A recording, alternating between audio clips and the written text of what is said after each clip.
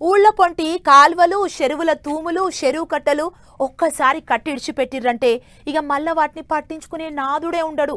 శీదులు మొలిసి పెద్ద పెద్ద చెట్లు మొలిసి ఆగమైతుంటాయి. ఆ దెబ్బకు వానాకాలంలో గండ్లు పడి ఊళ్ళే మునిగిపోతుంటాయి.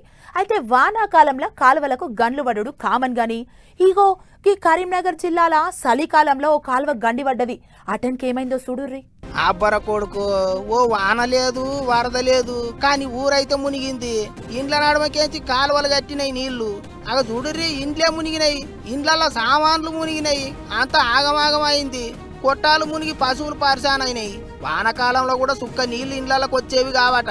మరిగ ఈ చలికాలంలో ఇండ్లు మునుగుడేంది అని అంటే అగో అంతకీ D4 కాలువ మహిమ. మరిగ ఎప్పుడు పడ్డదో ఏమో దానికి తూటు. ఆ కాలువల బారే నీళ్ళన్నీ గిట్ల ఊరి మీదకి వచ్చినాయి. పోనీ అండ్ల తోడేవి నీళ్ళని ఉన్నాయా అని అంటే నిండా వారుతున్నాయి. కరీంనగర్ జిల్లా తిమ్మాపూర్ మండలం మన్యంపల్లి మీదికెళ్ళి వారుతాంది ఈ SRSP కాలువ. తోటపల్లి రిజర్వాయర్ కాన్ నుంచి చెంజర్ల దాకా ఉన్నదట. మాపటీలు ఏకుదమ్మున ఎక్కువ నీళ్ళు ఇడిచిపెట్టినరాట. గంతే కాలువకు గండిపడి ఆ నీళ్ళన్నీ ఊరును ముంచినాయి. ఇది వరకు కూడా 2-3 సార్లు గిట్లనే గండిపడి పబ్లిక్ ఆగమైనరాట. ముచ్చట తెలిసి సెంటర్ మంత్రి బండి సారు కలెక్టర్ కు ఫోన్ కొట్టి గా గండి పుడిచే ఇగురం చెయ్యిర్రి అని చెప్పిండట. ఇగిదిట్లుంటే పాత సర్కారు వాళ్ళు చేయబట్టే SRSP కాలువకు గండి పడ్డది అన్నట్టు ఆడిపోసుకున్నాడు మానకొండూరి ఎమ్మెల్యే. పాత సర్కారు వాళ్ళు ఉన్నప్పుడే 3 సార్లు గండి పడ్డది. అప్పుడు అంతా తూతూ మాత్రం పనులు చేసిండ్రు, పైసలు తిన్నారు అన్నట్టు కోపానికి వచ్చిండు ఎమ్మెల్యే. అందుకే 4వ సారి గండి పడ్డది అన్నట్టు మాట్లాడిండు.